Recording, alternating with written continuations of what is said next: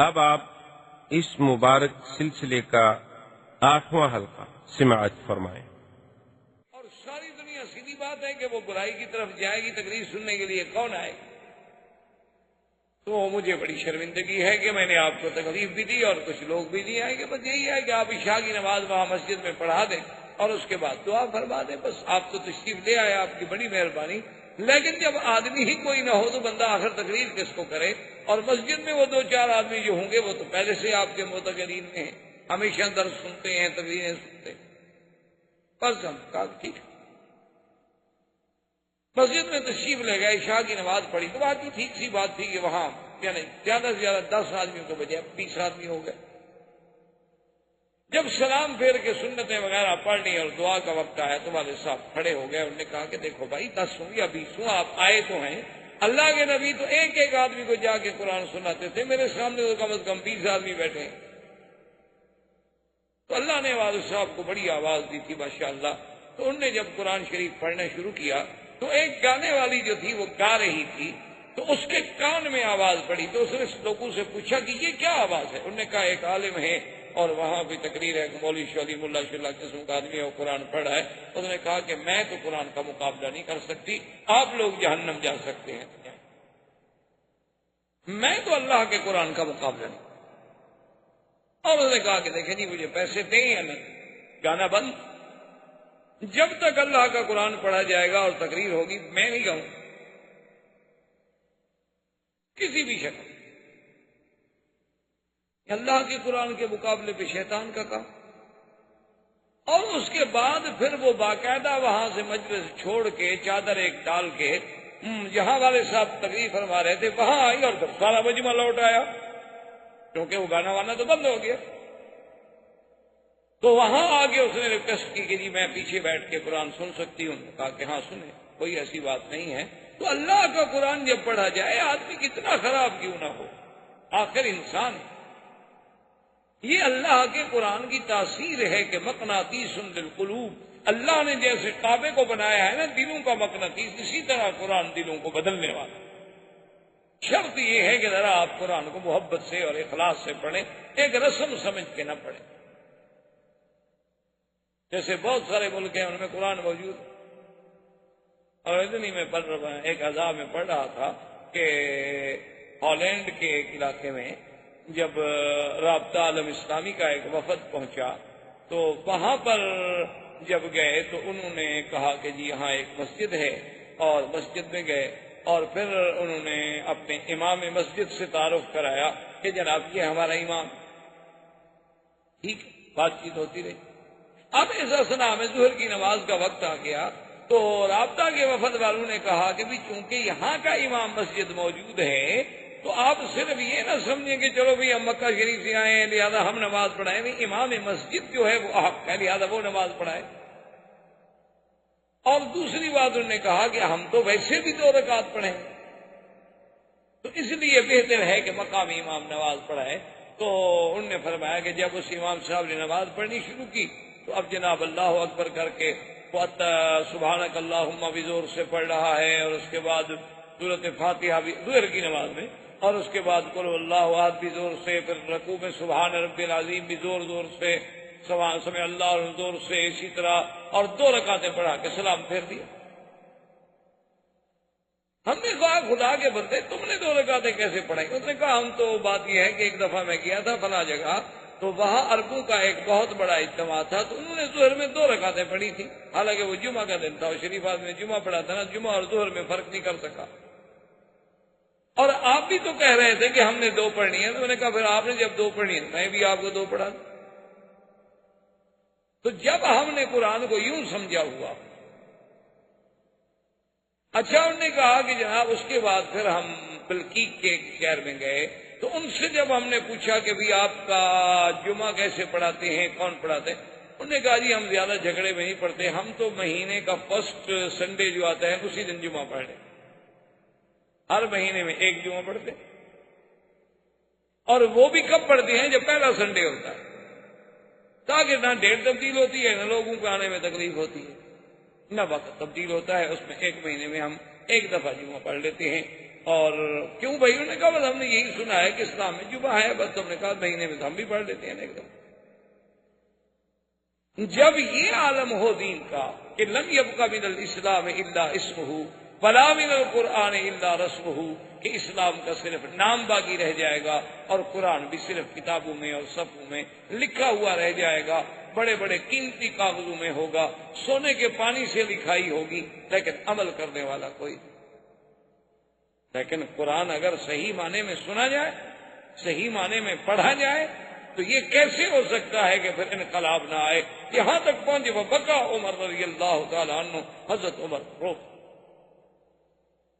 اور اس کے فوراً بعد پوچھا کہ یا فاطمہ ایک کام کرو، خباب سے کہو یا سعید سے کہو کہ دلونی الی رسول اللہ، مجھے محمد عربی صلی اللہ علیہ وسلم کے ٹھکانے پہ لے جائیں اور مجھے بتائیں کہ اس وقت حضور کہاں ہوں گے۔ تو خباب کہتے ہیں کہ میں نے کہا کہ حضور اس وقت دار ارقم میں ہوں گے۔ تو اس نے کہا کہ اس وقت گرمی کا ٹائم ہے، کیا مجھے حضور مل لیں گے؟ انہوں نے کہا تو ایسی بات نہیں ہے، وہ کوئی دنیا کا بادشاہ نہیں، وہ قبیلے کا سردار نہیں، وہ تو رحمت دو جہاں ہے، وہ تو اللہ کا بھیجا ہوا نبی ہے، اللہ کا بھیجا ہوا بشیر و نذیر ہے، وہ تو انتظار میں ہے کہ آنے والا میرے پاس کب آ۔ فجاء عمر، حضرت عمر آئے، دروازے کو ناک کیا، اب اندر سے جھریوں سے دیکھا، صحابہ نے جو اندر موجود تھے ان میں سیدنا حمزہ رضی اللہ تعالیٰ عنہ بھی موجود۔ انہوں نے جب دیکھا تو اب حضرت عمر اتنی دیر میں لباس تو بدل نہیں سکتے تھے، لباس تو وہی تھا، وہی آپ نے جو جنگ کے لیے تیاری کی ہوئی تھی، باقاعدہ ہتھیار سجائے ہوئے ہیں، اور جناب کمان پیچھے لٹک رہی ہے اور تیروں کی تھیلیاں لٹک رہی ہیں اور تلوار ایک لٹک رہی ہے اور ایک ہاتھ میں ہے، اور جناب اسی عالم میں ہیں۔ تو انہوں نے کہا کہ یا رسول اللہ، عمر دروازے پہ آیا ہے لیکن اس کی نیت اچھی نہیں معلوم ہوتی، کیوں اگر وہ ملنے کے لیے آتا یا اچھی نیت کے ساتھ آتا تو کبھی پھر تلواریں اٹھا کے تو نہ آتا۔ جو آدمی ملنے کے لیے آتا ہے وہ تلواریں لے کر تو نہیں۔ حضرت حمزہ رضی اللہ تعالی عنہ اسد اللہ و اسد رسول، ام رسول اللہ، میرے مدنی کے چچا ہیں جن کا لقب ہے اللہ کے شیر، اللہ کے رسول کے شیر۔ حضرت حمزہ عین شباب ہے، بچپن ہے، ابھی ابھی گویا یوں سمجھے جیسے ہم کہتے ہیں نا مسیں بھیگ رہی ہیں، ابھی ابھی بال نکل رہے ہیں۔ حضرت حمزہ نے کہا کیا کہہ رہے ہیں، کیا بات کر رہے ہیں؟ کھول دو دروازہ، آنے دو عمر کو۔ اگر عمر کی نیت ٹھیک ہے، اگر عمر کسی صحیح ارادے سے آیا ہے تو ہم اپنی آنکھیں بچھانے کے لیے تیار ہیں، اور اگر عمر کی نیت خراب ہے اور اس نے میرے مدنی سرکار کو تکلیف دینے کی کوئی بات سوچی ہے تو خدا کی قسم ہے تم گواہ ہو جاؤ کہ تلوار بھی عمر کی ہوگی اور گردن بھی عمر کی۔ کوئی اکیلا مکے میں عمر بہادر پیدا ہوا؟ کھول دو دروازہ، آنے دو عمر کو، دیکھتے ہیں کیا کرتے۔ دروازہ کھولا، عمر تو پہلے بیٹھ چکے تھے، نظریں جھکی ہوئی ہیں، حضور کے سامنے آئے۔ ایک روایت میں آتا ہے فجذبہ بثوبہ، حضور پاک نے کپڑے سے پکڑ کے جھٹکا دیا، فرمایا ابھی تک وہ وقت نہیں آیا عمر؟ ما آنا وقت اسلام کا یا عمر، کیا ابھی تمہارا وقت نہیں آیا کہ تم اسلام لے آؤ؟ کیا ابھی وقت نہیں آیا کہ تم ایک خدا کی توحید کو سمجھو؟ کیا ابھی وقت نہیں آیا کہ تم بتوں کی عبادت سے باہر نکلو؟ کیا ابھی وقت نہیں آیا کہ تم محمد مدنی کی رسالت کا اقرار کرو؟ عمر کیا ہے؟ ابھی حضور کہہ رہے ہیں، انہوں نے کہا اشہد ان لا الہ الا اللہ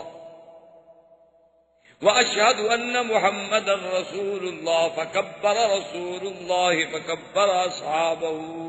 جب حضرت عمر نے کہا اشہد ان محمد رسول اللہ، حضور اتنی خوش ہونا، اللہ اکبر، سب صحابہ نے اللہ اکبر کے نعرے بلند، تکبیر کی دھوم ہو گئی، حضرت عمر مسلمان ہو گئے رضی اللہ تعالی عنہ۔ اور اس کے بعد بیٹھے ہیں، ایک صحابی نے کہا عمر تم تو تلواریں اٹھا کے قتل کے ارادے سے نکلے تھے، لیکن تمہیں پتہ نہیں ہے کہ رات تیرے لیے محمد عربی اللہ کے کعبے میں بیٹھ کے دعائیں کر رہے تھے کہ اللہم اعز الاسلام باحد الامرین، کہ میرا اللہ ان دو میں سے ایک کو مسلمان کر دے، یا عمر کو مسلمان کر دے یا عمرو بن ہشام کو مسلمان کر دے۔ محمد عربی تو تیرے لیے دعائیں کر، حضرت عمر رضی اللہ تعالی عنہ کہ اسلام سے اتنی خوشی ہوئی صحابہ کو، اتنی خوشی ہوئی صحابہ کو کہ جس کا کوئی تصور نہیں، اور بلکہ ایک روایت میں ہے کہ جبریل اور انہوں نے آگے کہا کہ یا محمد آج تو آسمانوں پر اللہ کے فرشتے بھی خوشی کر کہ اسلم عمر مسلمان ہو، وہ جبار جو سب سے بڑا دشمن تھا، جو سب سے بڑا مخالف تھا، جو سب سے بڑا معارض تھا، آج وہ بھی اسلام لے آیا۔ تو کچھ دیر گزر گئی تو اس کے بعد عمر رضی اللہ تعالی عنہ نے حضور کی خدمت میں عرض کیا کہ یا رسول اللہ میں ایک بات کہتا ہوں۔ حضور نے فرمایا کہو عمر کیا بات؟ اس نے کہا حضور لسنا علی الحق وهم علی الباطل۔ عمر ہے نا جی، اب کریے زبان ہے، یہ تو عمر ہے نا جسے تاریخ مانتی ہے، دنیا مانتی ہے، تاریخ انسانیت میں ایسے لوگ بڑے کم پیدا ہوئے، اتنے بڑے جینیس۔ اس نے کہا کہ یا رسول اللہ صلی اللہ علیہ وسلم لسنا علی الحق وهم علی الباطل، کیا یہ بات ٹھیک نہیں کہ ہم حق پر ہیں اور مکے کے مشرکین جو ہیں وہ باطل پہ ہیں؟ حضور نے فرمایا بالکل۔ اس نے کہا حضور یہ کیا بات ہوئی کہ یعبد اللات والعزیٰ، کہ لات و عزیٰ جیسے جھوٹے خداؤں کی عبادت تو کھل کے کی جائے مکے میں، جھوٹے معبودان باطلہ، منات ہے، لات ہے، عزیٰ ہے، یہ کیا ہے؟ اب تو میری آنکھیں کھل گئی ہیں نا، یہ تو حجر ہے، اصنام ہے، کیا ہے؟ کچھ بھی نہیں۔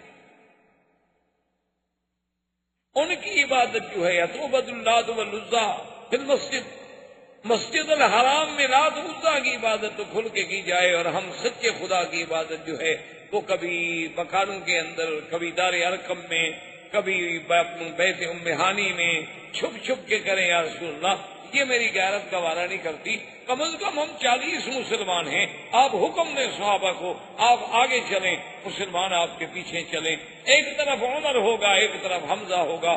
آج ہم دیکھتے ہیں کہ کون قریش ہم کرو، آج بھی مہربانی کریں، ہمیں ایک دفعہ تو کھل کے عبادت کر رہے تھے۔ حضور صلی اللہ علیہ وسلم راضی ہو گئے۔ تو اب اس منظر پہ یعنی آپ غور کریں کہ آج وہ دعوت سری جو تھی عمر کے آنے سے، ذرا اپنا دعوت بعثت کے بعد اللہ کے نبی کی جو دعوت تھی، توحید کی دعوت، آج اس کا رنگ بدلا کہ وہ اندر سے باہر آ۔ پہلے دعوت ہوتی تھی لیکن علیحدہ گھروں میں چپکے سے۔ آگے حضور صلی اللہ علیہ وسلم ہیں اور پیچھے 40 صحابہ ہیں، دائیں آپ کے سیدنا حمزہ ہیں، بائیں حضرت عمر ہیں، اور سب صحابہ جو ہیں، ایک حدیث میں آتا ہے، ایک روایت میں آتا ہے کہ بس تھوڑے تھوڑے وقفے سے یہ کہہ رہے ہیں کہ لا الہ الا اللہ اللہ اکبر، لا الہ الا اللہ اللہ اکبر، یہ کہتے ہوئے بڑھ رہے ہیں۔ اسی پہ اقبال نے کہا تھا نا، اگرچہ بت ہیں جماعت کی آستینوں میں، مجھے ہے حکم اذان لا الہ الا اللہ۔ حضرت عمر ساتھ ہے، اور قریش کو پتہ چلا، انہوں نے کہا کہ اسلم عمر مسلمان ہو گیا۔ اب قریش بھاگ کے آ رہے ہیں، روسائے قریش ہے، ابی جہل ہے، ابی لہب ہے، عتبہ ہے، عتیبہ ہے، شیبہ ہے، ربیعہ ہے، ولید بن المغیرہ ہے، عقبۃ بن ابی معیط ہے، امیہ بن خلف ہے، ابی بن خلف ہے، بڑے بڑے روسائے قریش، بڑے بڑے سادات قریش ہیں۔ ان کو جب پتہ لگا تو گھروں سے نکل آئے، آگے دیکھا، اور پھر جناب اس زمانے میں جب 40 آدمی اللہ کا نام لینے والے ہوں، ہماری طرح تو نہیں نام لیتے تھے، وہ تو پورے مکے کی گلیاں گونج رہی تھی، اللہ کا حرم گونج رہا تھا، مکے کے پہاڑ گونج رہے تھے، معلوم ہوتا تھا کہ پہاڑ بھی ساتھ ذکر کر رہے ہیں اور اللہ کا نام لے رہے ہیں، اور صحابہ کی جماعت چلی جا رہی ہے کہ لا الہ الا اللہ اللہ اکبر اللہ اکبر، اور سارے قریش کھڑے ہیں حیران ہو کے، دیکھ رہے ہیں کہ یہ کیا ہو گیا، یہ کیا ہو، کیسا انقلاب آ گیا۔ جب بالکل مسجد الحرام کے قریب آئے تو عمر نے کان جہیر صوت، حضرت عمر بڑے بلند آواز، بڑا اللہ نے انہیں یعنی جبروت، طاقت، قوت، صلاحیتوں سے نوازا تھا، اتنی آواز میں شدت تھی کہ کبھی اگر بعض مورخین تو ایسا بھی لکھتے ہیں کہ عمر کبھی اگر غصے میں آ کے دھاڑ دیتے تھے تو عورتوں کے حمل گر جاتے، لیکن یہ بات ہمیں کسی حدیث میں نہیں۔ بہرحال اتنا کوئی شک نہیں کہ بلند آواز۔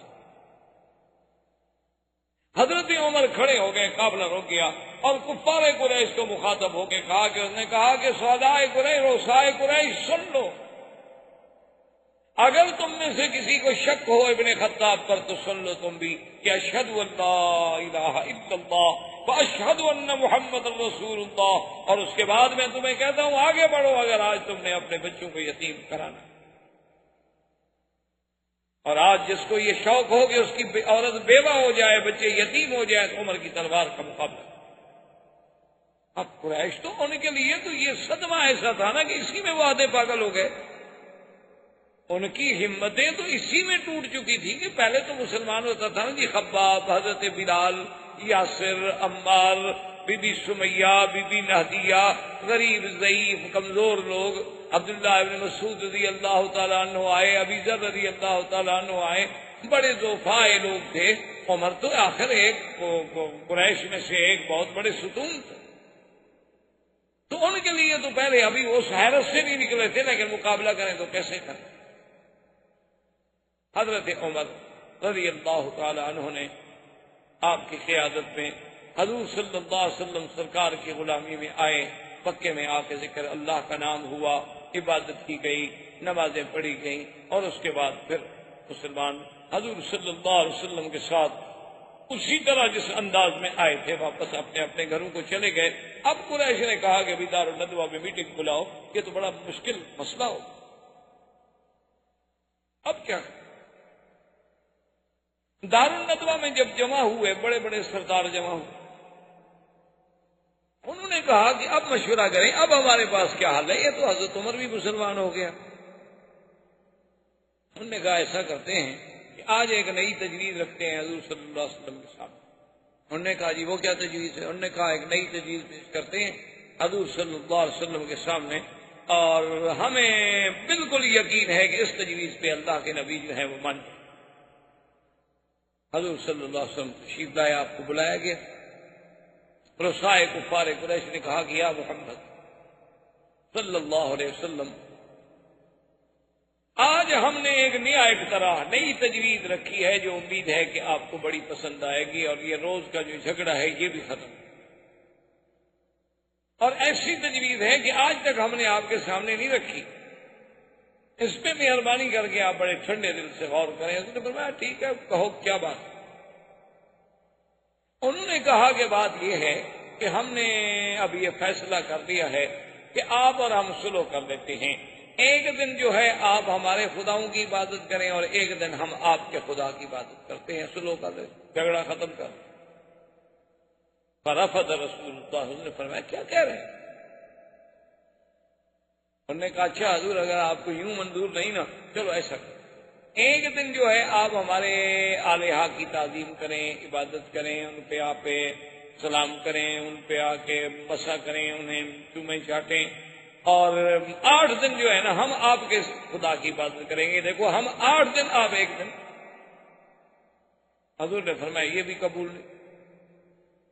انہوں نے کہا اچھا حضور ہم ایک قدم اور آگے بڑھتے ہیں کہ آپ ایک دن عبادت کریں، ہم 1 مہینے تک آپ کے خدا کی عبادت کریں۔ حضور نے فرمایا یہ بھی قبول نہیں۔ انہوں نے کہا کہ اچھا جناب ہم اس سے بھی اور آگے جاتے ہیں، آپ 1 دن کے لیے ہمارے خدا کی عبادت کریں، ہم 1 سال تک آپ کے خدا کی عبادت کریں، چلو مسئلہ ختم کرو، جھگڑا تو نہ ہو نا۔ حضور نے فرمایا بدبختو تم کیا سمجھ، 1 دن عبادت کرو یا 1 گھڑی عبادت کرو، بندہ تو کافر ہو گیا۔ غیر اللہ کی عبادت جو ہے وہ یہ تو نہیں ہے نا کہ جیسے آج کل مسلمان ہیں نا جی ماشاءاللہ، وہ بھی باہر تبوت شاہ حسین، ایک فارسی میں محاورہ مشہور ہے کہ ہر تبوت پہ شاہ حسین کہنے کے لیے ہماری قوم تیار ہے، ان کو حضرت حسین کی شہادت سناؤ یہ رونے لگ جاتی ہے، ان کو کہو یزید بہت بڑا بہادر تھا، بہت بڑا ایڈمنسٹریٹر تھا، پھر بھی خوش ہو جاتی ہے، اچھا آدمی بڑا اچھا تھا، منتظم تھا، دیکھو نا اتنا بڑا حادثہ ہو گیا، کنٹرول کیسے کیا، کوئی گڑبڑ کی، ہلنے نہیں دیا کسی کو۔ تم ایک سید کو مار کے دیکھ لو، اس پہ بھی حاضر ہیں، تعریف کرنے کے لیے تیار ہیں ماشاءاللہ۔ ان سے کہو ماشاءاللہ کہ جناب کل نماز پڑھیں گے، بارش آ رہی، کہیں گے بہت اچھی بات ہے، اور کہیں گے جی رات اچھی فلم لگی ہو، کہیں ٹھیک ہے جی ادھر بھی چلیں، کوئی ایسی بات نہیں، دونوں راضی رہیں، اللہ بھی راضی رہے، شیطان سے بھی تعلق قائم رہے۔ صبح کو پی اور شام کو توبہ، رند کے رند رہے اور مسلمانی بھی نہ گئی۔ ماشاءاللہ مسلمان بھی ہیں، وہ تو رات کو پیتے ہیں نا، دن کو تو نماز پڑھتے ہیں۔ تو اس لیے ان کو سمجھ، حضور نے فرمایا ظالمو کیا کہہ رہے ہو؟ اللہ کے قرآن کی یہ سورت جو تھی نا، قل یا ایھا الکافرون لا اعبد ما تعبدون ولا انتم عابدون ما اعبد ولا انا عابد ما عبدتم ولا انتم عابدون ما اعبد لکم دینکم ولی دین۔ اللہ نے فرمایا میرے بدنی کھڑے ہو کے برات کا اعلان کر دیں کہ کافروں کیا لا اعبد ما تعبدون، میں تو ہرگز عبادت نہیں کر سکتا ان چیزوں کی جن کی تم پوجا کرو۔ اور تم کیا کرو گے کہ ایک دن اگر اپنے خدا کو پوجو گے تو پھر میرے خدا کو عبادت کرنے کا کیا مطلب ہوا؟ یہ کیا بات ہوئی کہ قبر پہ بھی سجدہ اور خدا کے گھر پہ بھی سجدہ؟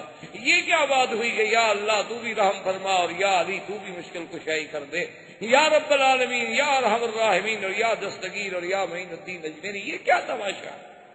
یہ کوئی دین تو نہیں ہے۔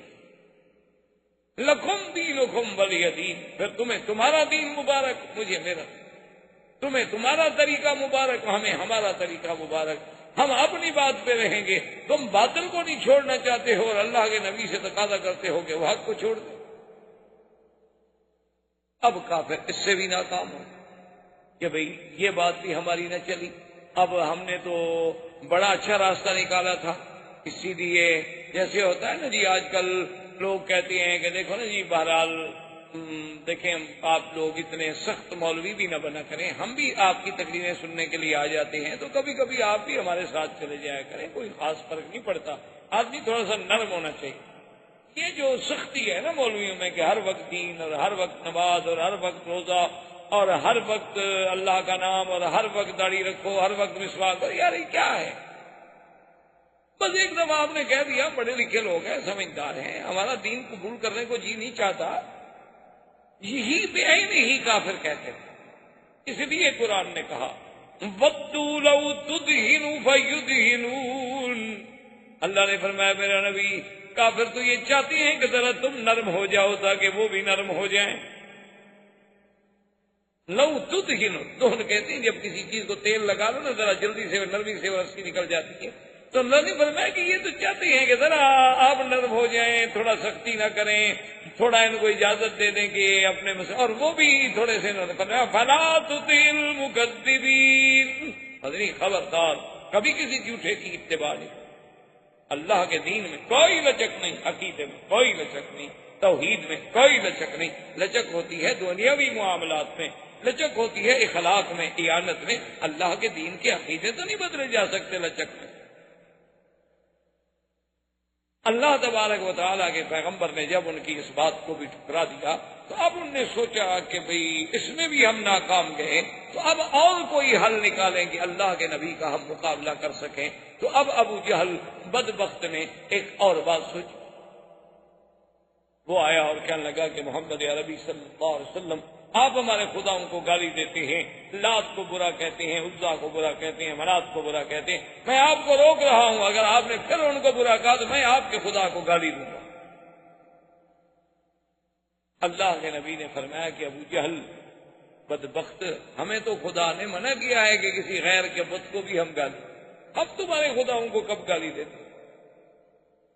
ہمارا دین تو ہمیں یہ اجازت ہی نہیں دیتا کہ ہم کسی کو گالی دیں، ہم کسی کے دین کو گالی دیں، ہمارے اسلام میں یہ گنجائش نہیں ہے۔ تم کیا کہہ رہے ہو کہ ہم تمہارے خداؤں کو ہم تو کہتے ہیں کہ یہ خدا نہیں ہے، تم اس بات کو اگر گالی سمجھتی ہوتی ہے الگ بات، ہم تو یہ کہتے ہیں کہ یہ تمہارے ہاتھوں کے بنائے ہوئے بت ہیں، یہ تمثیلات ہیں، یہ شکلیں ہیں، یہ صورتیں ہیں، تم نے خود گھڑی ہوئی ہیں، اللہ نے کوئی ان کا حکم نہیں دیا، کوئی تمہارے پاس اس پہ دلیل کوئی نہیں، اور نہ ہی یہ آلہہ ہے، بلکہ یہ ایک جھوٹی تصور و تخیل کی ایک اپنی بنائی ہوئی دنیا ہے جس کا حقیقت سے کوئی تعلق نہیں۔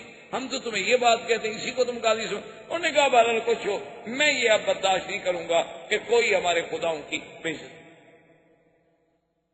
اب بات اور تقابل میں آ گئی۔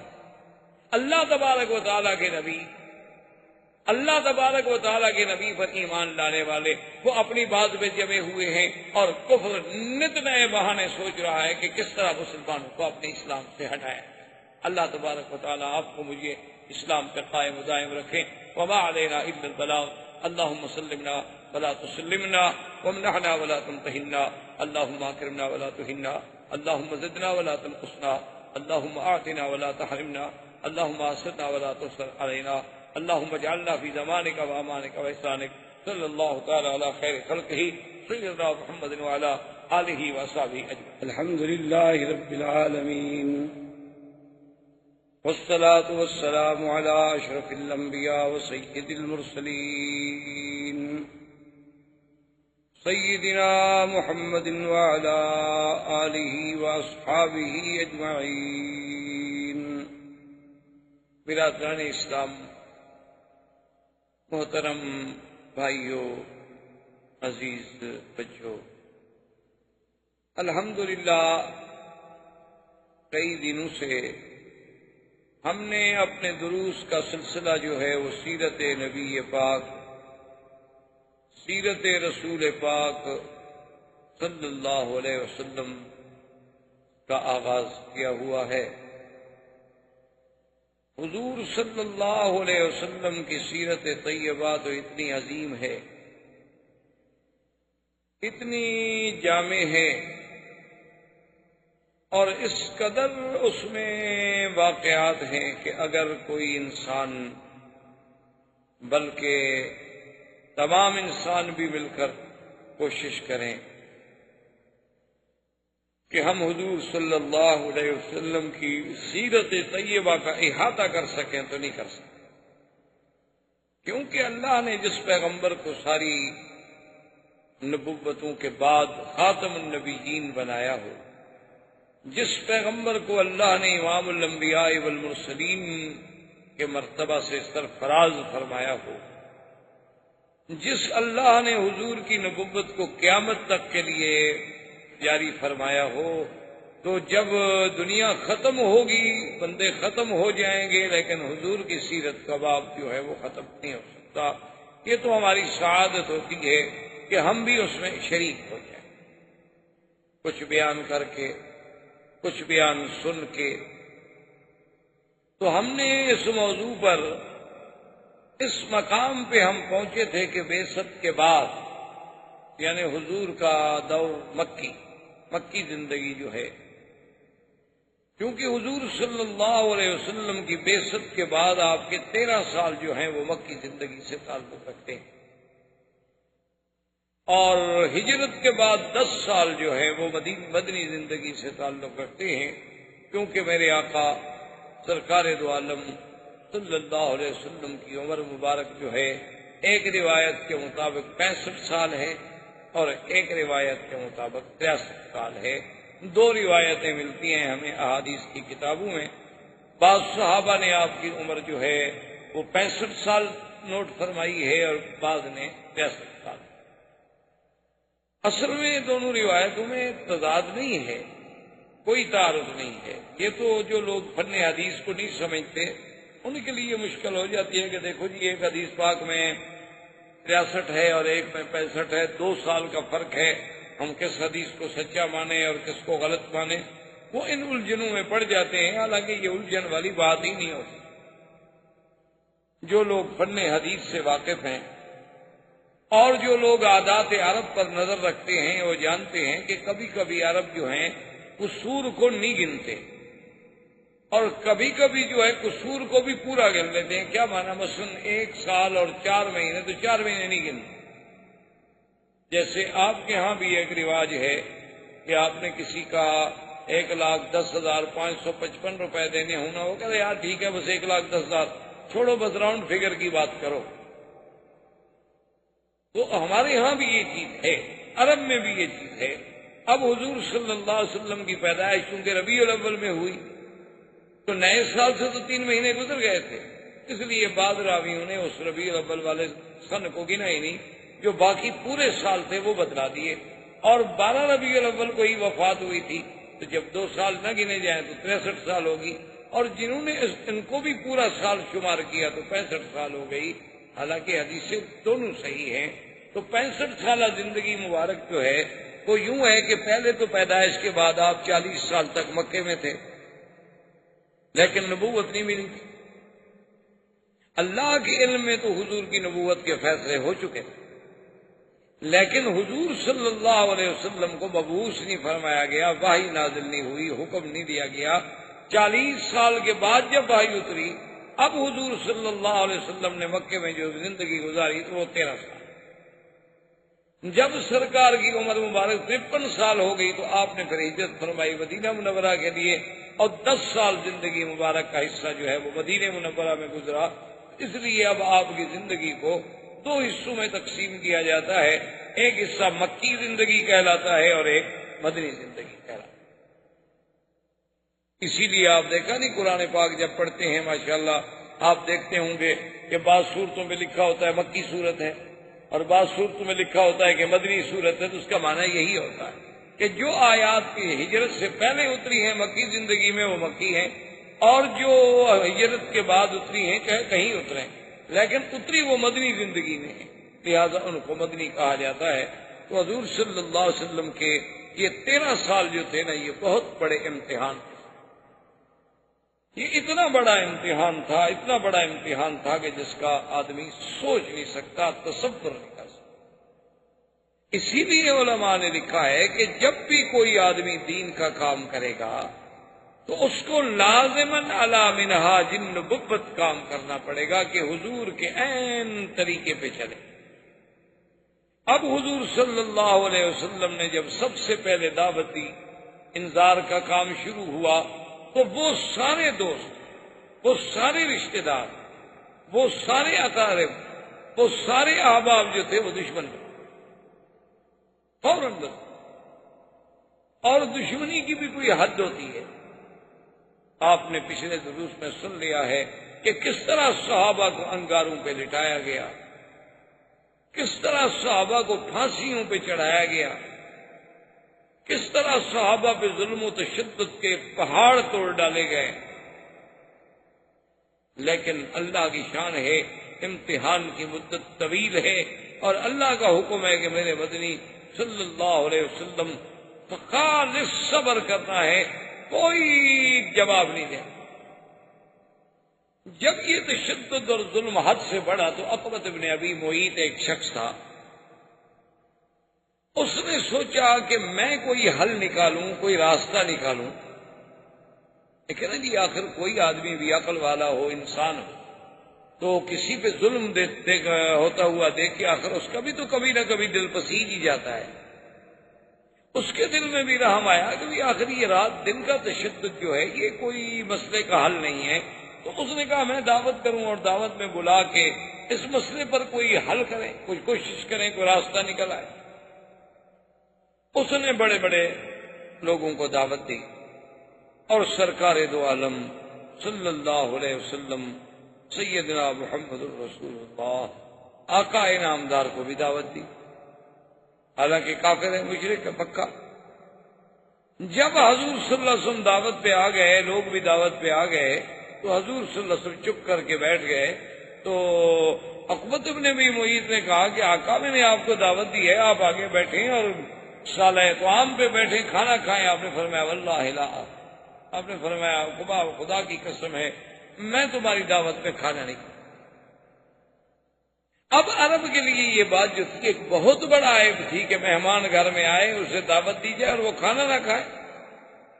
یہ بہت بڑی بات تھی. ہمارے یہاں کے تو روایات الگ ہیں نا، ہمارے یہاں تو مہمان کھانا نہ کھائے تو ہم سمجھتے ہیں اچھا ہوا، بلا ٹل گئی، جان چھٹی، چلو ایک آدھا دفعہ رسمن کہہ دیتے ہیں. حالانکہ عرب روایات اس کے بالکل الٹ ہیں۔ اسی لیے آپ نے دیکھا نہیں کہ حضرت سیدنا ابراہیم الخلیل علیہ السلام کے جب مہمان آئے تو فوراً آپ نے بچڑا ذبح کیا، بھونا، اس کو اٹھا کے لائے، بیوی ساتھ ہے، خود ساتھ ہیں، خدمت کے لیے خود کھڑے ہوئے ہیں، اور رکھا وقربہ الیہم فقال الا تاکلون، کہا بھی آؤ کھائے۔ اب وہ چپ کر کے بیٹھے ہوئے ہیں، فاوجس منہم خیفۃ، ابراہیم علیہ السلام ڈر گئے، کہا یہ کھانا جو نہیں کھا رہے پر یہ دوست نہیں۔ تو پھر انہوں نے بتایا، انہوں نے کہا ابراہیم الخلیل آپ نہ ڈریں، ہم تو اللہ کے فرشتے ہیں، ہم تو کھاتے ہی نہیں نا، ہم تو کھانے سے پاک ہیں، اور آپ نے تو پوچھا ہی نہیں ہم سے، اور آپ چپ کر کے چلے گئے اور فوراً بچھا ذبح کر کے تشریف لے آئے۔ تو اب آپ کو تسلی ہوئی۔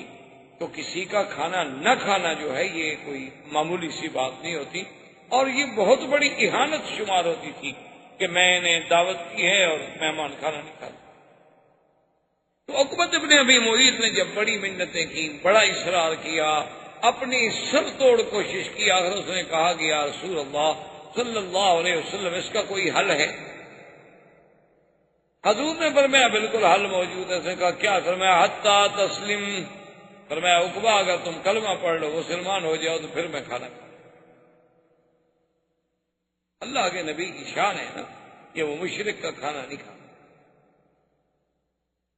اب اس نے دیکھا کہ میں کیا کروں، حالانکہ اس کا کوئی اسلام کا خیال تو نہیں تھا، لیکن اس نے دیکھا کہ بھئی اب میری تو ناک کٹ جائے گی کہ بھئی اس کے کھانے میں مہمان آیا اور کھانا نہیں کھایا۔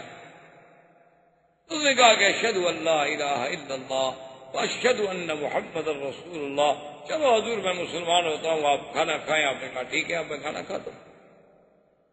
جب حضور صلی اللہ علیہ وسلم کھانا تناول فرما کے واپس تشریف لے گئے تو قریش کے لوگ تو موجود تھے، انہوں نے کہا یہ تم نے کیا کیف اسلم؟ انہوں نے کہا کمال ہے، بھائی میری عزت کا مسئلہ تھا اور اب میں اسلام لا چکا ہوں۔ لیکن ابی بن خلف وہ بھی مشرک، اس نے ساتھیوں سے کہا کہ ٹھیک ہے تم بحث نہ کرو، یہ جانے اور میں جانوں۔ اس نے ان سے اتنا مجبور کیا کہ اس نے کہا کہ اچھا ٹھیک ہے میں دین نبی چھوڑنے کے لیے تیار ہوں، بس تم لوگ ایسا نہ ہو کہ ساری برادری مجھ سے ناراض ہو جائے تو میں دین۔ انہوں نے کہا کہ نہیں، ہم اس طرح نہیں مانیں گے، ہم تو تب مانیں گے۔ اس بدبخت نے کہا نعوذ باللہ کہ تم جا کر حضور صلی اللہ علیہ وسلم کو سامنے کھڑے ہو کے کہو کہ میں نے اسلام کو چھوڑ دیا ہے، اور نعوذ باللہ حضور کی طرف تھوک کے آؤ۔ تو یہ وہ عقبہ ابن ابی معیط ہے، یعنی آپ اندازہ کریں کہ اللہ کا نبی بیٹھا ہو حرم میں اور ایک آدمی آ کے تھوک دے، حضور کے دل پہ کیا گزرے۔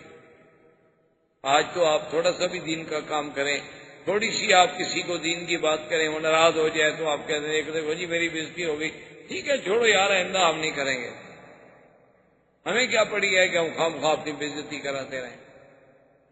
لیکن اللہ کے نبی کا مقام دیکھیں اور اس کے ساتھ دشمن کا انتقام دیکھیں کہ وہ بدبخت آتا ہے، سامنے کھڑے ہوتا ہے اور تھوکتا ہے اور چلا جاتا ہے۔ اسی کے بارے میں قرآن پاک میں آیا کہ ابی ابن خلف جب مرا اور اللہ کا عذاب اس پہ شروع ہوا تو قرآن نے اس آیت میں اشارہ کیا ہے یا ویلتا لیتنی لم اتخذ یا ویلتا لیتنی لم اتخذ فلانا خلیلا لقد اضلنی عن الذکر بعد اذ جاءنی وکان الشیطان للانسان خذولا، کہ وہ حسرت کرے گا، تندم کرے گا اور کہے گا ہائے کاش اس بندے کو میں دوست نہ بناتا، اس کی بات میں نہ مانتا، میں اسلام کو نہ چھوڑتا، میں حق کی صداقت کو قبول کرنے کے بعد راستے سے نہ ہٹتا، لیکن اسی شخص نے مجھے بہکایا، اسی نے مجھے بھٹکایا اور اسی نے مجھے صراط مستقیم سے علیحدہ کر دیا۔ اور شیطان تو چاہتا یہی ہے کہ انسان کو ذلیل ذلت میں ڈالے۔ ان تمام واقعات کے بعد قریش نے ایک اور مشورہ کیا، انہوں نے کہا کہ یہ ہے کہ حضور صلی اللہ علیہ وسلم کے گھر کے قریب دیکھو بھی کس کس کے گھر ہیں۔ تو ابی لہب کا گھر بالکل قریب تھا،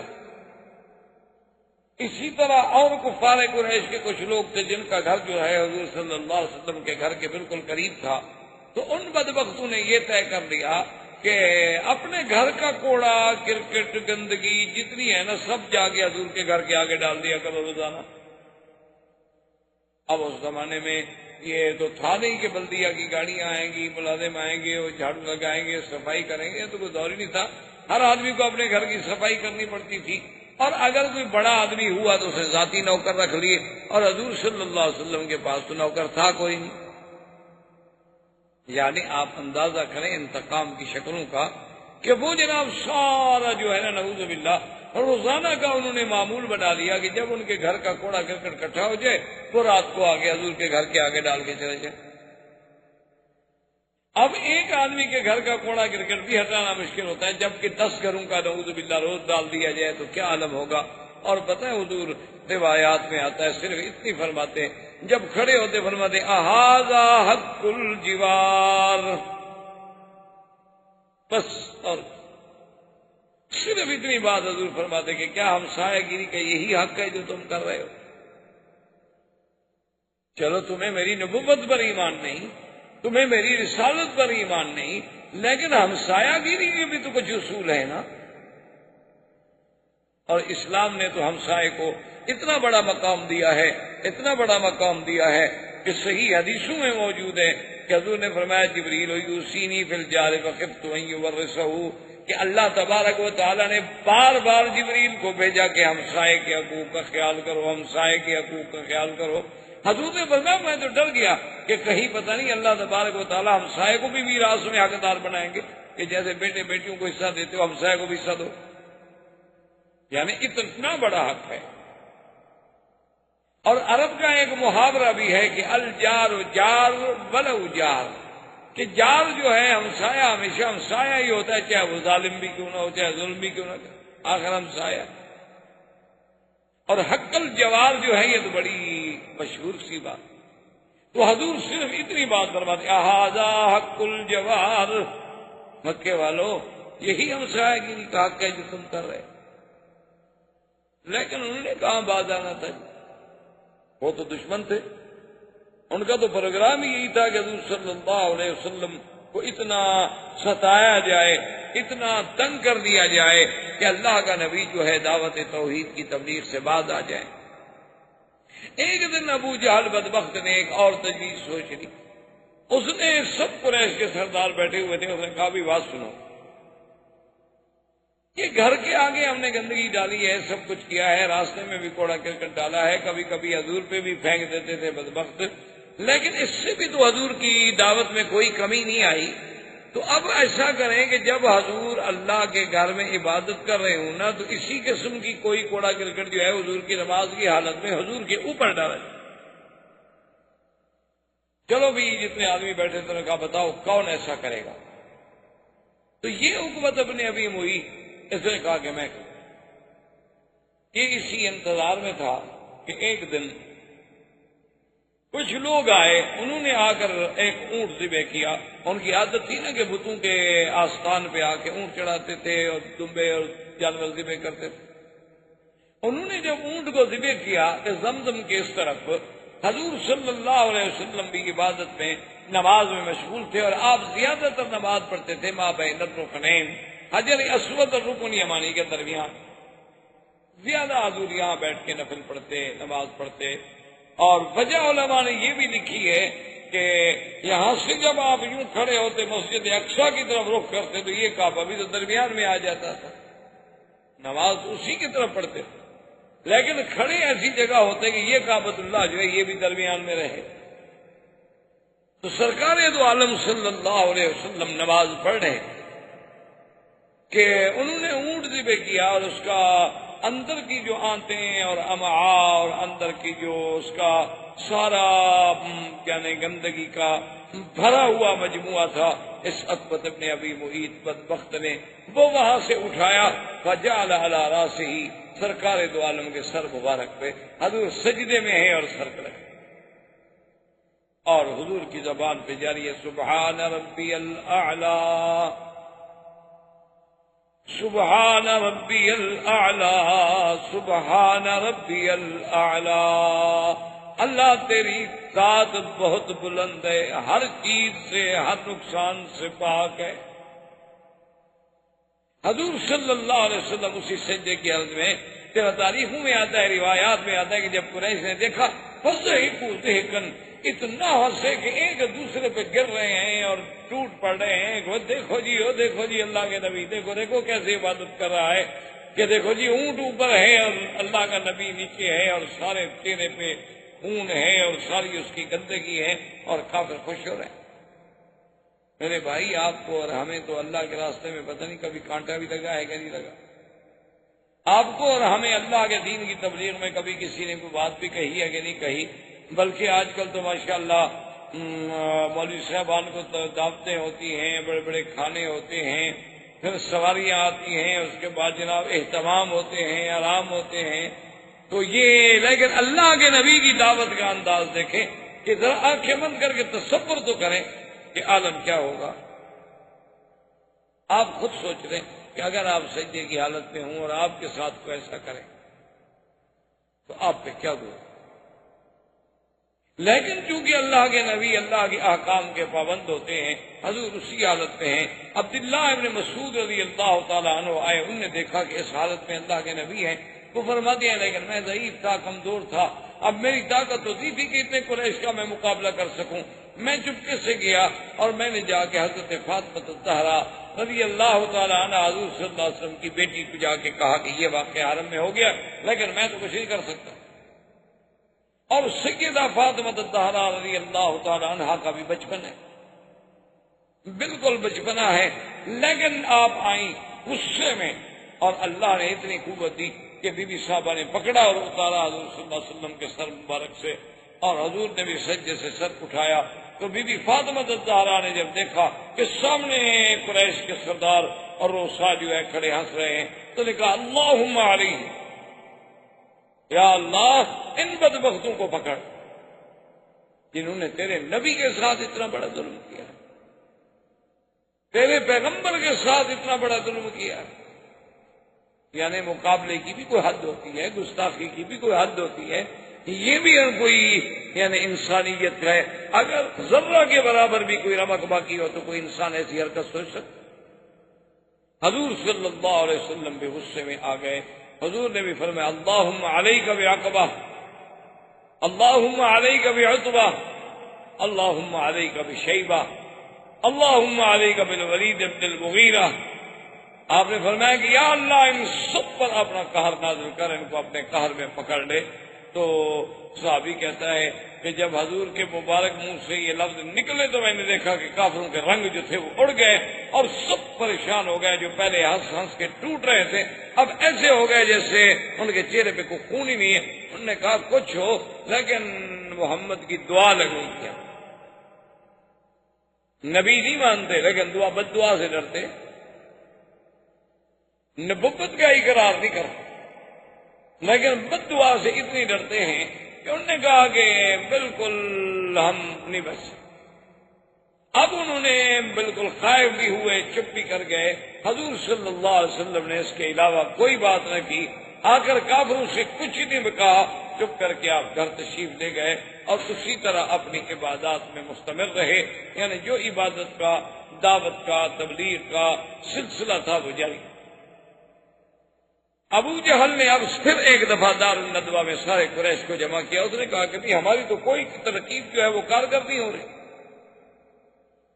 اور خدا کی شان دیکھو کہ اسی اثنا میں ایک عجیب حادثہ ہوا کہ جو مسلمان ہجرت کر کے تشریف لے گئے تھے نا حبشہ کی طرف، جن کے بارے میں آپ پہلے پڑھ چکے ہیں، اب ان کا عدد جو تھا تقریباً 83 پر پہنچ چکا تھا۔ 80 اور 3 آدمی جو تھے وہ بیوی بچوں کے ساتھ حبشہ میں دن گزار رہے تھے، اور ماشاءاللہ وہاں کا بادشاہ اچھا تھا، کسی پہ ظلم و ستم کرتا نہیں تھا، ان کی زندگی بڑی اچھی گزر رہی تھی۔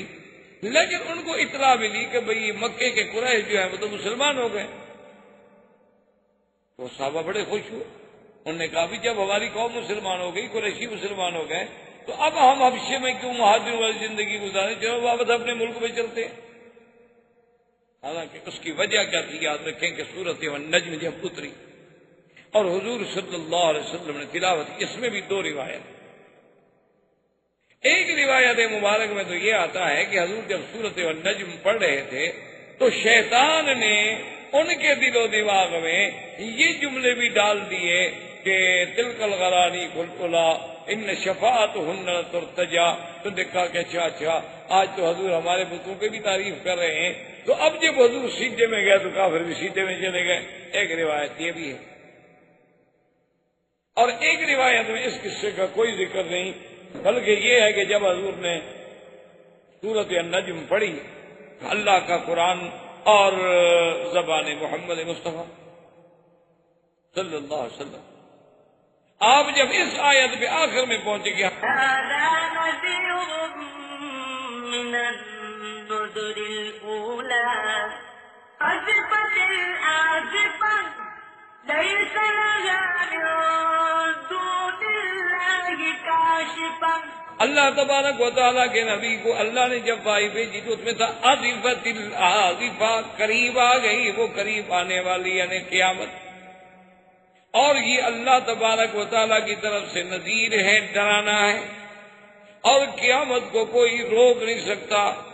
اور تمہارا حالت یہ ہے کہ أفمن هذا الحديث تعجبون وتضحكون ولا تبكون وأنتم سامدون فاسجدوا لله واعبدوا۔ اللہ نے حکم دیا کہ یہ کیسے لوگ ہیں جو قرآن افمن ھذا الحدیث تعجبون، اللہ کے قرآن سے تم تعجب میں آتے ہو کہ یہ کیسا کلام، اللہ کا قرآن سن کیسے لوگ، اور اللہ کا قرآن اور نبی کی باتیں سن کے تم ہنستے ہو۔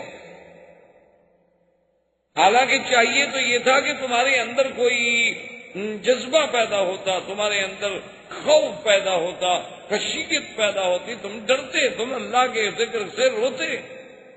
اللہ والے تو اللہ کا قرآن سن کر ان کی تو ہچکیاں بن جاتی تھیں، اور کبھی کبھی یہ بھی ہوتا تھا، حدیثوں میں موجود ہے کہ کبھی کبھی ایسی آیت بھی اتری ہے کہ حضرت عمر ایک آیت سن کے بیمار ہو جاتے تھے، بستر سے اٹھ نہیں سکتے تھے، لوگ آتے تھے عیادت کرنے کے لیے کہ کیا حال ہے، خیریت ہے،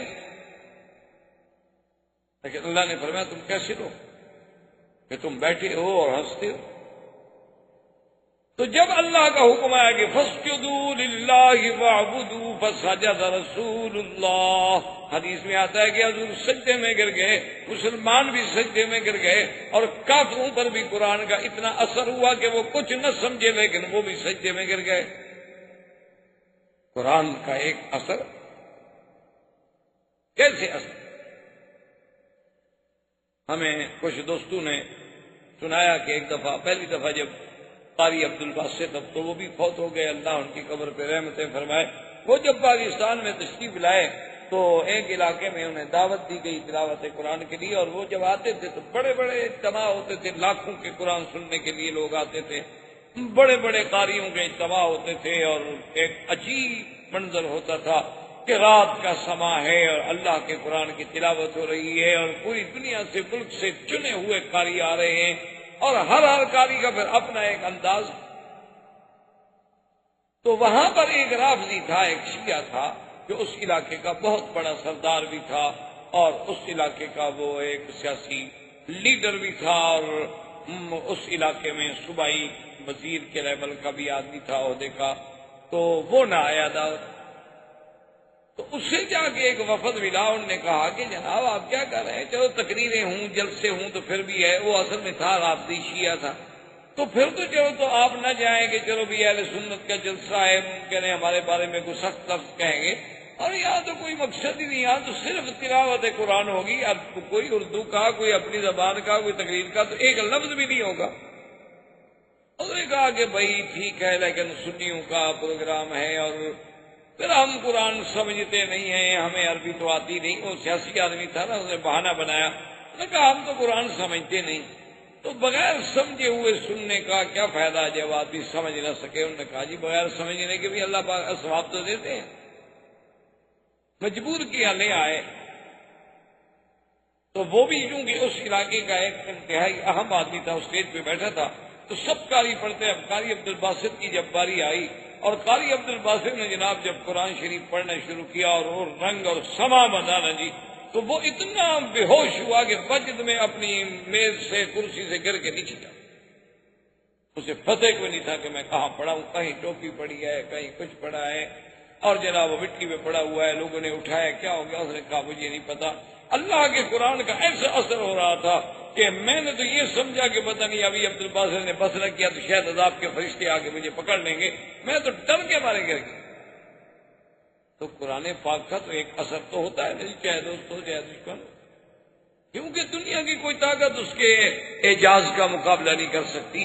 تو یہ بات اصل میں حبشے میں پہنچی کہ بھئی قریش مکہ بھی سجدے میں گر گئے، حضور کے ساتھ نماز پڑھی، تم نے سمجھا مسلمان ہو گئے. حالانکہ وہ مسلمان تو نہیں ہوئے، تو ایک وقتی بات، ایک حادثہ، اتفاق. کچھ صحابہ بیچارے ہجرت کر کے گئے تھے جو حبشہ سے واپس آ گئے، لیکن جب مکے میں پہنچے آگے دیکھا بھی آگے تو وہی بات ہے جو پہلے تھی.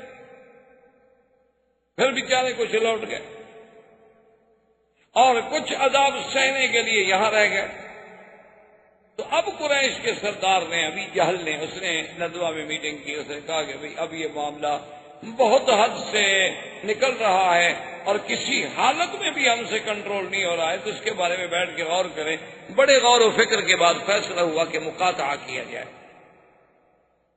مقاطعہ کا معنی سمجھتے ہیں بائیکاٹ. بھئی کیا بائیکاٹ کیا جائے؟ انہوں نے کہا کہ جی کوئی آدمی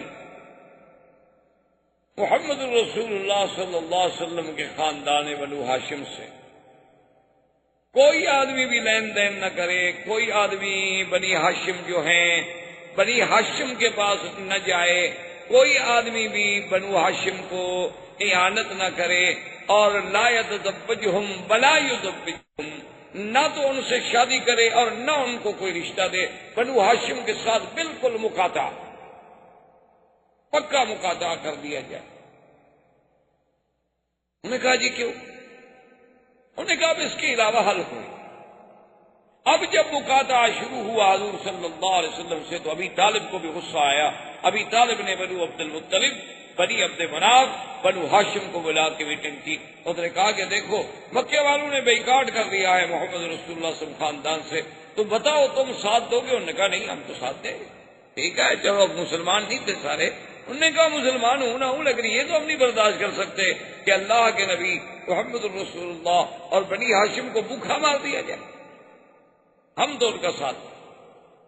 جب ابو جہل کو پتہ چلا کہ بھی بنی عبد مناف، بنی ہاشم، بنی عبد المطلب یہ سب کے سب محمد عربی صلی اللہ علیہ وسلم کو ساتھ دینے کے لیے کھڑے ہیں، تو اس نے پھر میٹنگ کال کر دی.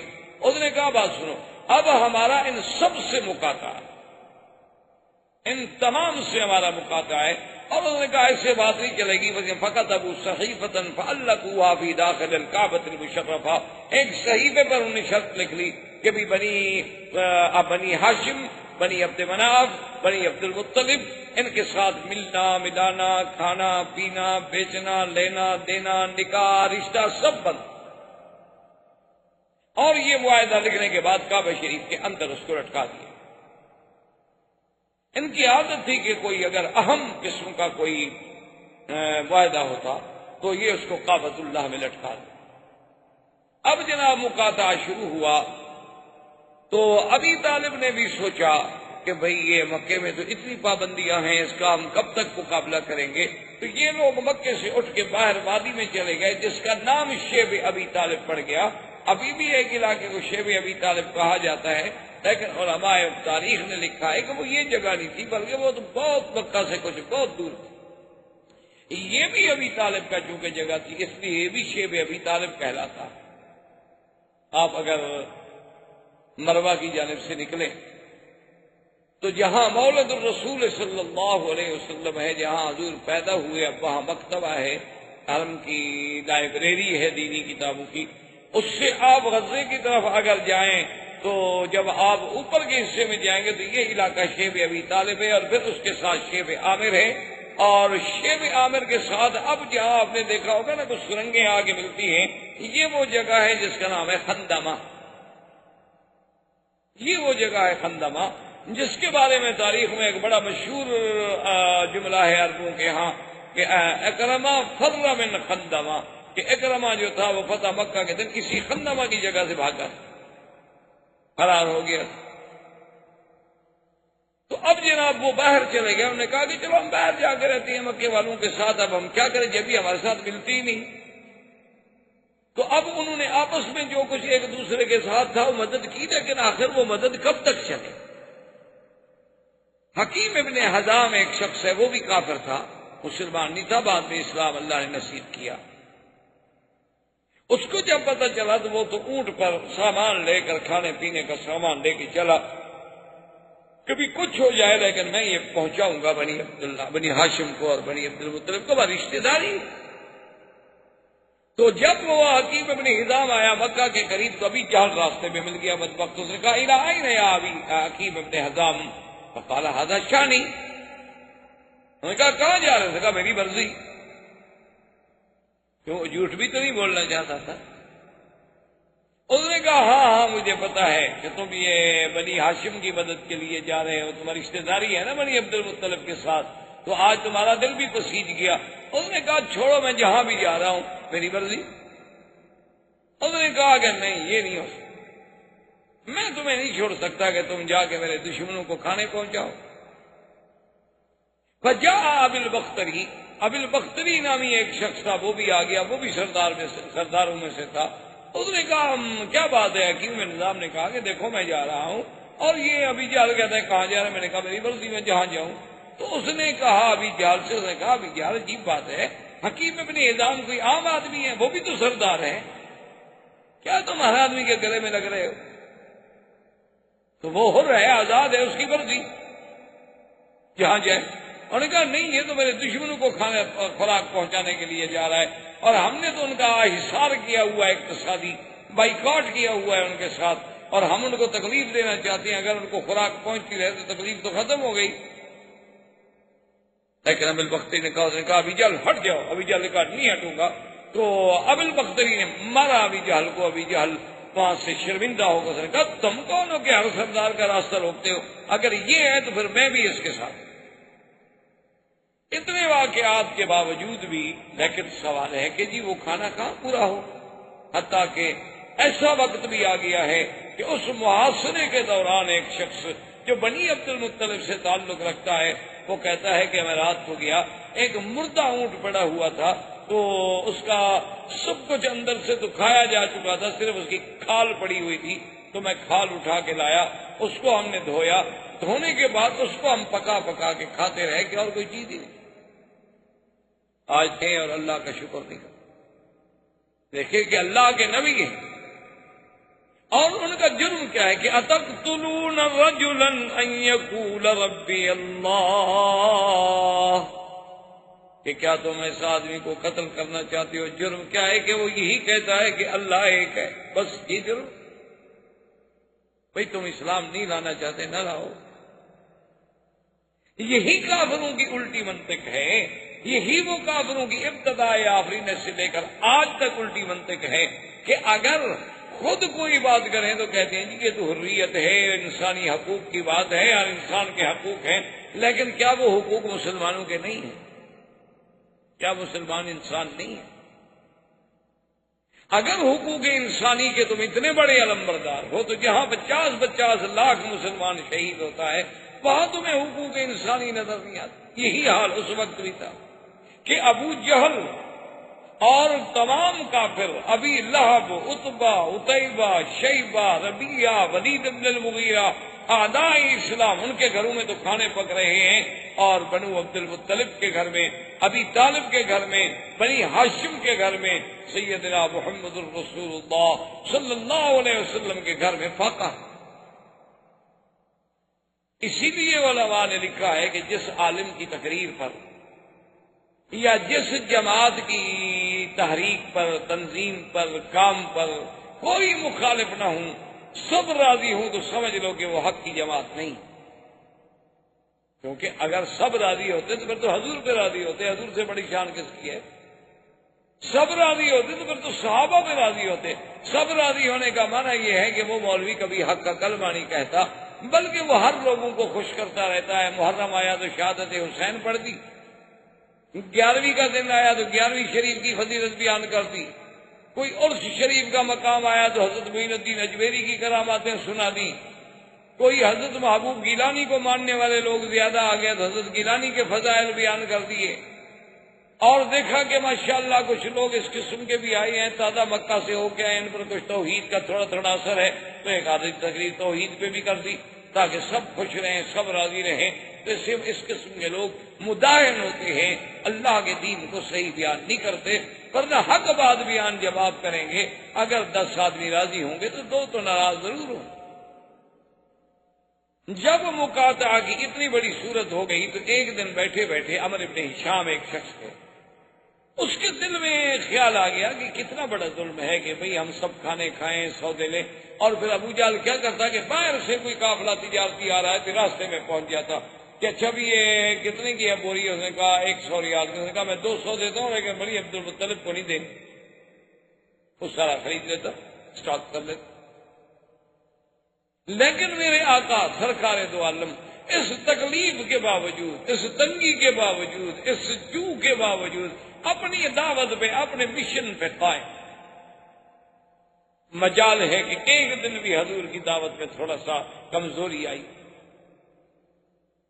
اس نے سوچا، اس نے کہا کہ چلو میں اکیلا تو کچھ نہیں کر سکتا. وہ آیا پھر حکیم ابن حزام کے پاس. اس نے کہا یار یہ بڑا ظلم نہیں ہے؟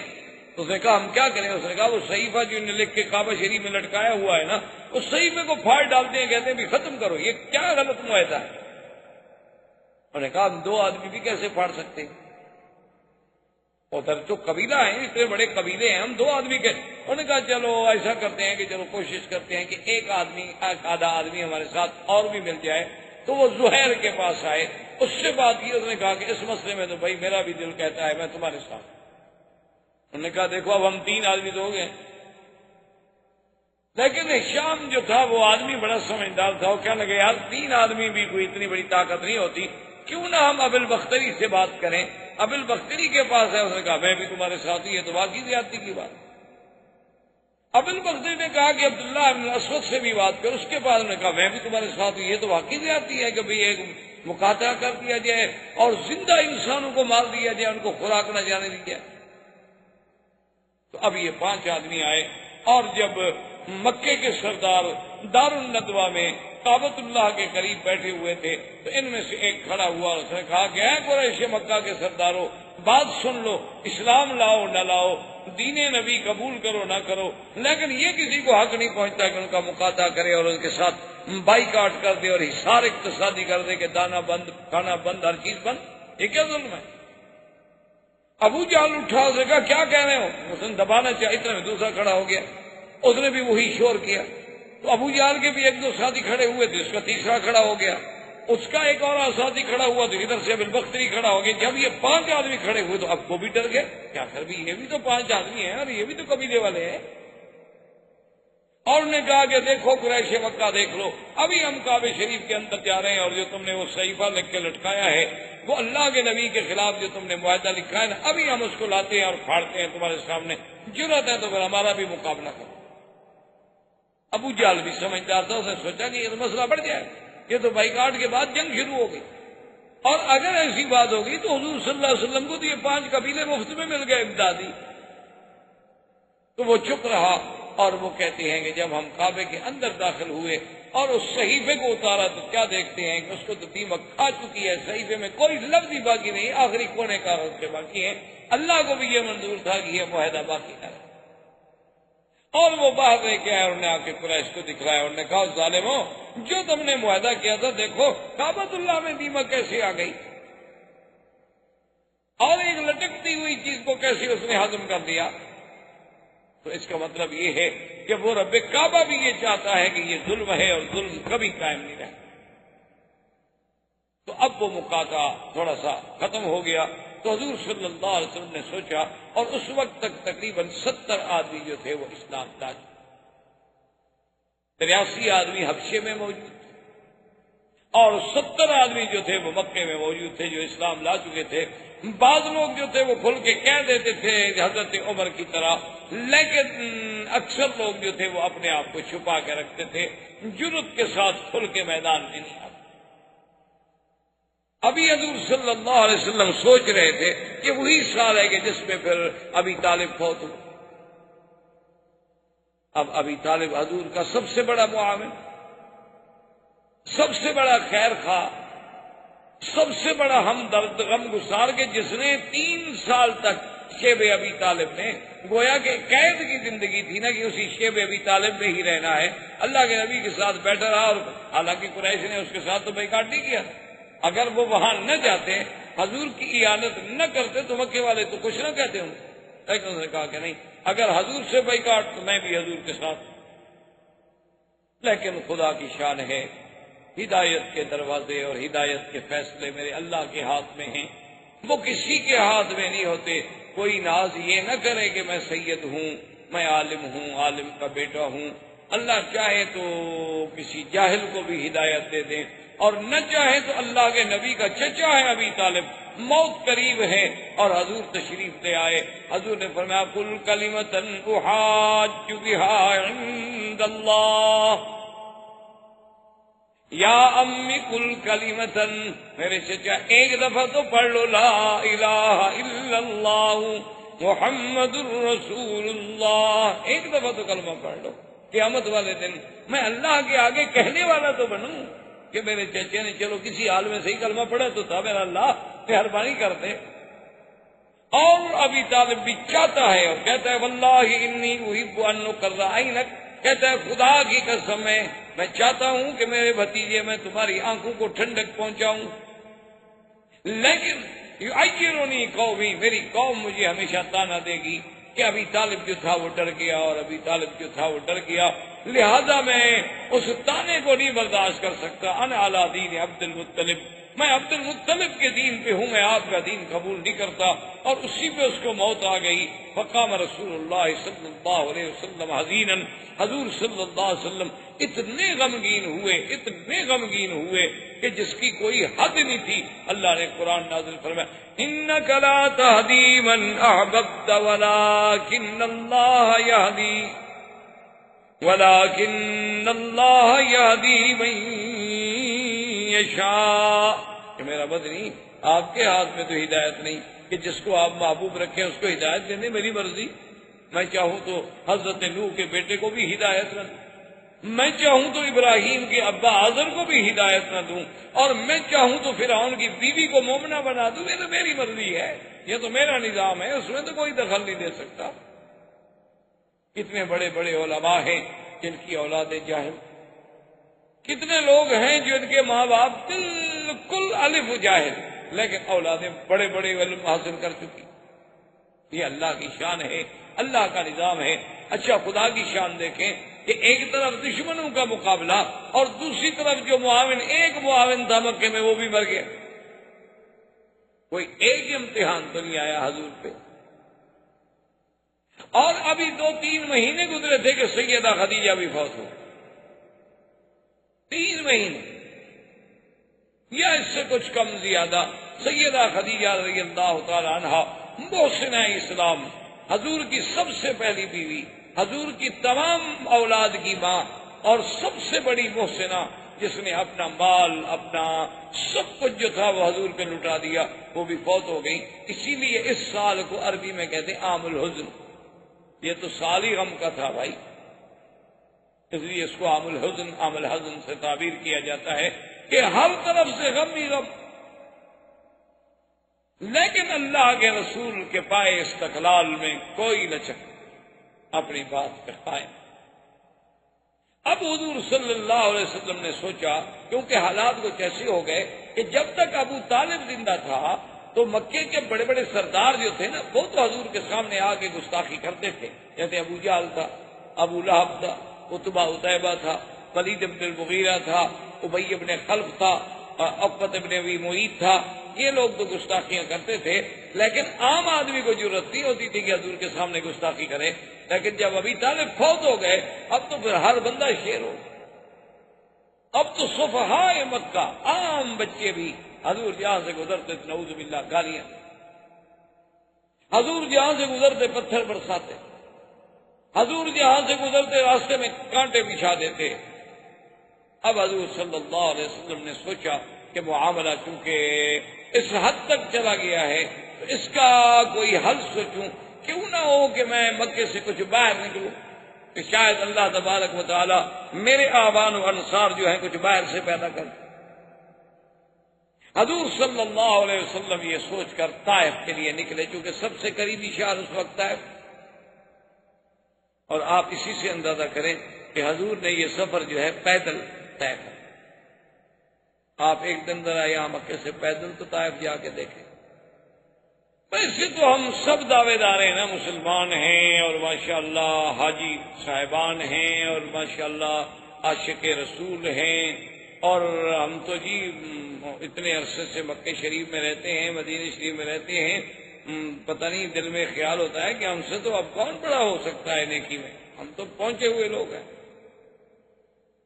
ایسے ایسے لوگ ہیں ماشاءاللہ کہ آ کر ایسی ایسی باتیں بتاتے ہیں، وہ سمجھتے ہیں کہ چند دن مکے میں ہم نے رہ لیا، عبادت کر لی، شاید ہمارے کو مراتب بلند ہوئے۔ اللہ کے بندے آپ دیکھیں ذرا تصور تو کریں نا، مراتب تو تب بلند ہوتے ہیں جب اسلام کے لیے کوئی قربانی بھی تو دو نا۔ یہ کیا ہمارا اسلام ہے کہ ہم عرب 1 ارب سے زیادہ کی تعداد میں ہیں، اور بجائے اس کے کہ کافر ہم سے ڈرتا ہم کافر سے ڈرتے ہیں۔ یہ اسلام، اللہ کے نبی اکیلے ہیں، 70 مسلمان ہیں، وہ بھی کھل کے سامنے نہیں آ سکتا۔ آپ نے سوچا کہ چلو اللہ کے دین کو پہنچانا ہے تو طائف چلتے ہیں۔ حضور صلی اللہ علیہ وسلم جب طائف تشریف لے گئے تو طائف کے بالکل شہر کے باہر، یعنی گویا کہ آپ شہر میں جب داخل ہو رہے ہیں تو 3 آدمی، عبدیہ، لیل، حبیب اور مسعود، یہ 3 آدمی وہاں بیٹھے، اور یہ سردار تھے طائف کے، یہ بڑے بڑے روسا میں سے تھے، بڑے بڑے سرداروں میں سے تھے۔ انہوں نے جب دیکھا کہ قادم محمد صلی اللہ علیہ وسلم، حضور آ گئے، ان کو پتہ نہیں تھا۔ حضور نے فرمایا کہ دیکھو میرا نام محمد رسول اللہ ہے اور میں آپ سے کچھ باتیں کرنا چاہتا ہوں، اجازت ہے؟ انہوں نے کہا بیٹھے ہیں آپ، فرمائیے۔ حضور صلی اللہ علیہ وسلم نے دعوت توحید دی اور قرآن پڑھا، اللہ کا قرآن سنایا، تو وہ بدبخت تو سمجھ گئے کہ ہاں یہ تو وہ محمد پاک ہے جس کے قریش مخالف ہیں۔ تو عبدیہ علیہ غصے میں کھڑا ہو گیا، کہنے لگا واللہ لا اؤمن بک یا محمد، کہنے لگا خدا کی قسم ہے میں تم پہ ہرگز ایمان نہیں لے آ سکتا، تم کیسے نبی ہو؟ دوسرا کھڑا ہو گیا، تیسرا کھڑا ہو گیا، سب نے چیخنا شروع کر دیا، لا اؤمن بک لا اؤمن بک لا اصدق بکلامک، ہم تمہاری بات کو نہیں مانتے، ہم ایمان نہیں لے آتے، ہم ایمان نہیں لے آتے۔ اتنا شور کیا۔ حضور صلی اللہ علیہ وسلم فرماتے ہیں کہ میرے غم میں مزید اضافہ ہو گیا اللہ کے راستے میں۔ میں حیران ہوں کہ میرا مولا کہ میں نے یعنی مکہ چھوڑا، طائف آیا کہ شاید کوئی راستہ نکلے، یہاں بھی راستے مسدود ہو رہے ہیں۔ تو حضور نے فرمایا کہ میں نے ان سے بات کی، میں نے کہا کہ دیکھو تم سردار ہو، عقل والے ہو، چلو تم میری بات نہیں مانتے ہو نہ مانو، لیکن مجھے روکو تو نہیں، میں طائف والوں کو جا کے بات تو کروں۔ انہوں نے کہا ہم کیوں آپ کو روکے نہیں؟ حضور صلی اللہ علیہ وسلم نے طائف میں جانا، آپ نے کہا اچھا میں تو جاتا ہوں، اور انہوں نے جناب لڑکوں کو اور آباشوں کو حکم دیا حضور کے سامنے، حضور قرآن پڑھتے ہیں وہ تاڑیاں پیٹتے ہیں۔ یعنی آپ اندازہ فرمائیں، آپ نے کبھی اپنے ساتھی کو بھی دین کے لیے نہیں کہا ہو،